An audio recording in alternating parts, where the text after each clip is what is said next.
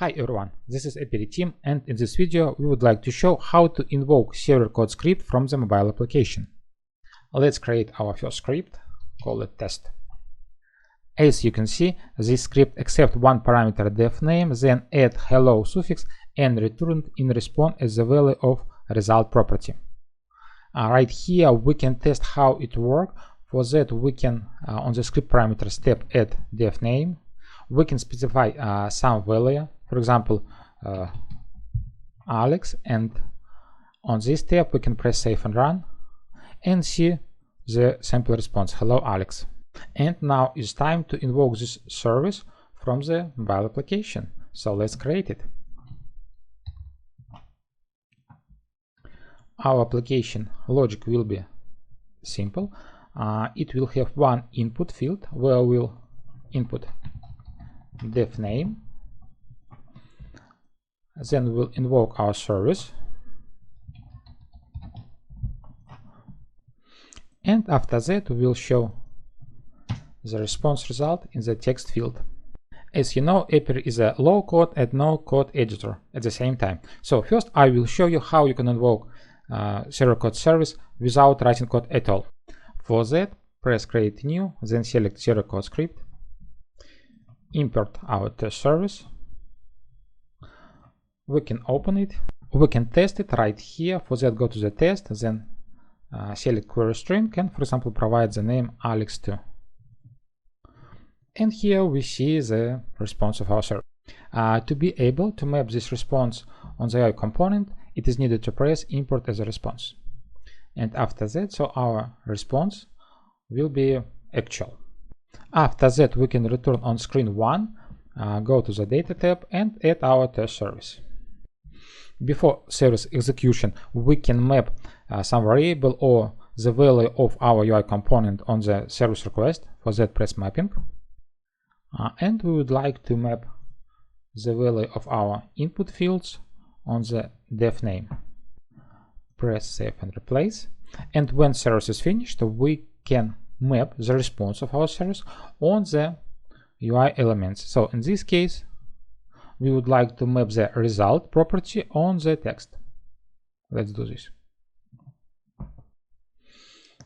Additionally, it's optional, we can add loading. So before service execution, and when service is finished, so loading should be dismissed. Also, I recommend to dismiss loading on error.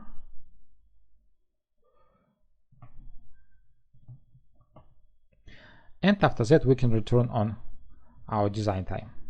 Last, what we need to do, we need to say when the service should be invoked. Of course, after pressing this button. So select button, select event click, then action should be invoke service, and this is our service. That's all. We can test. This is our application, and let's type some def name.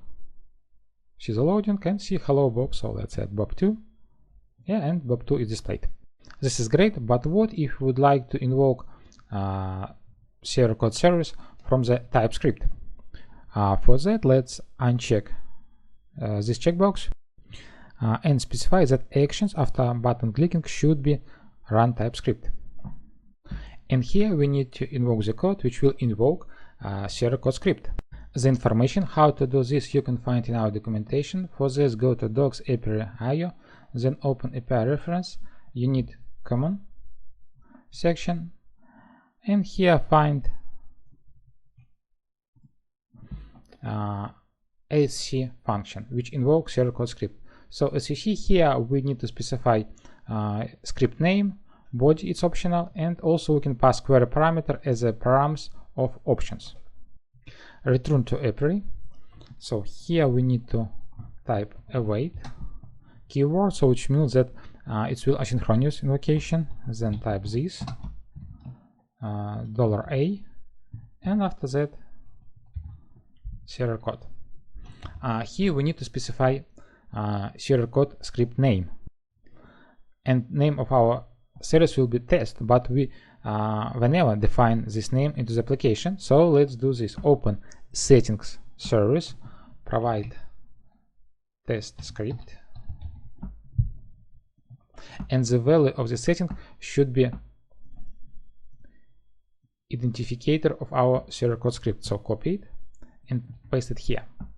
And after that, we can use test script name for server code script execution. Second parameter is body, so it should be empty. And the last one is an object with property params, where we can pass def name and the value of our def name.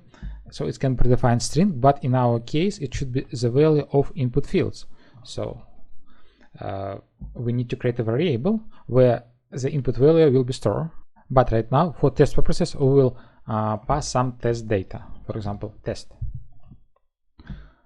Press save, and we can repeat our test. After clicking the button, UI will not be changed because we don't interact with our UI components. And in order to understand that a service is invoked and we get some result, we can enable Google Chrome Developer Console and open Network tab. Now let's press service button. And we see that our server code script was executed. Here we see that query parameter def name was passed, and we can see that response also as we expected. Let's update our application and pass input value and show the result in the text field. For that, let's select input component and specify the value of ng model of input, for example as def name. Let's press plus. So pressing plus button add automatically variable def name with type any. And the result will be shown here. So we can use expression like this one, which means that we need to show not actual value of text, but we need to show the value of some variable. So let's type variable name, for example, result. And we also need to add this variable. So go to code variables and specify result here. After that, we can update our TypeScript.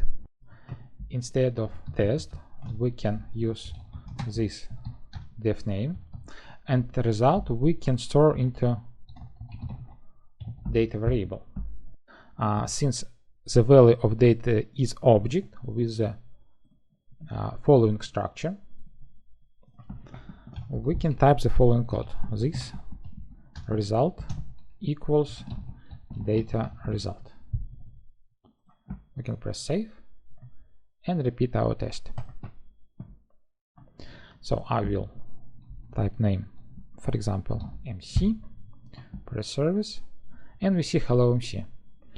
If you would like to add, for example, loading as it was before, for that we can add one more parameters, loading equal true. Let's save and test. Type value MC2, press service, we see the loading, and then we see the result. We hope that it helped you to understand how to work with server code scripts from the UI of the application. And if you have another questions related to another aspects of the API, so please mail us and we will try to explain them in video, in our documentation, in blogs, and so on. Thanks for watching.